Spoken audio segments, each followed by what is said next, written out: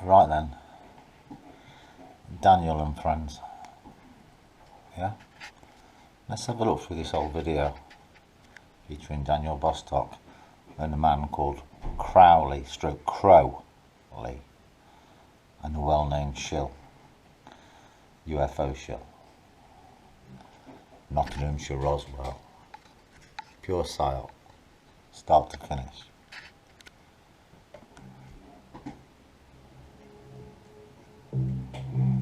Oh, listen to the music. It's all very serious stuff, lot. Just near me, this is. The second part in my series of films on the Nottinghamshire Roswell. Yeah, Benjamin, yeah. Now, if you've not watched the original Notts Roswell film, please go. He's a Benjamin as well, yeah. Go and do so now. There's a link in the description, and of course his little son Mason, who kept us company. In the first Notts Roswell film, I made an appeal for information. I asked anyone who lived in the local area who had any information on the event which took place. I told you in your comment section, as I believe, that it was a complete psyop and you were a shill. This was a few years ago, wasn't it? To please get in touch with me. I'm very pleased to say that somebody did, and that's someone who was actually already a Facebook and YouTube friend of mine, and that is Nigel Crowley. Nigel Crowley has contacted me, we spoke, and we agreed to meet up, and Nigel has assisted. So he's the Crowley, he's not the Crowley, he is the Crow-lay, the lay of the crow. Me very valuably in making this film. Nigel and his brother have been working to research this case and get it out into the open for many years now, and I'm very pleased that he agreed to help me out with this, and of course I've helped him out as well by publicising it.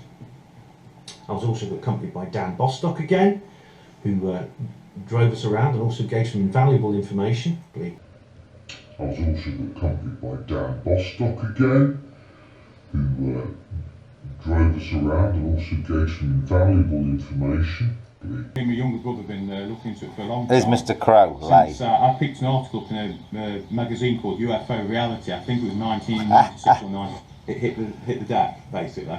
So that's when it was whacked by some sort of weapon. I mean, people said it was hit by a missile. Who did? Who said that? I think that's complete bullshit. Who said that? With you, because when it Oh, look who's here with Mason and Liberty, what he called his children, Daniel. I'm sure they're great kids, but the names he's given. Comes down, it was in some sort of trouble. It was making a loud whining sort of sound, and it was zigzagging across the sky. So Zigzagging, was it? the military was on A zig ah. within 10 to 15 response. Yeah, this is an interesting point. We're going to have to come back to this. Yeah.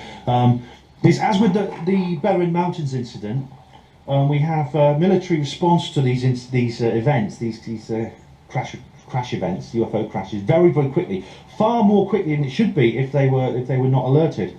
As you'll know if you watch Richard, such a large area were affected. People's properties that were damaged. It says there was a massive explosion, yeah. I don't remember hearing any explosion at all. I was at school when this happened. I was probably about 10, 11, 12, something like that. And I remember it. And I remember them closing all the roads and stuff, but I didn't hear anything or see anything. In over there, I think is that Sutton? Sutton's over that way. Yeah. He doesn't even know the area, look. Some people have fascia boards blown off, windows shattered. He's an expert, but he doesn't even know the area. He doesn't know which direction Sutton is from Ravenshead. You picked me up to the crossroads here.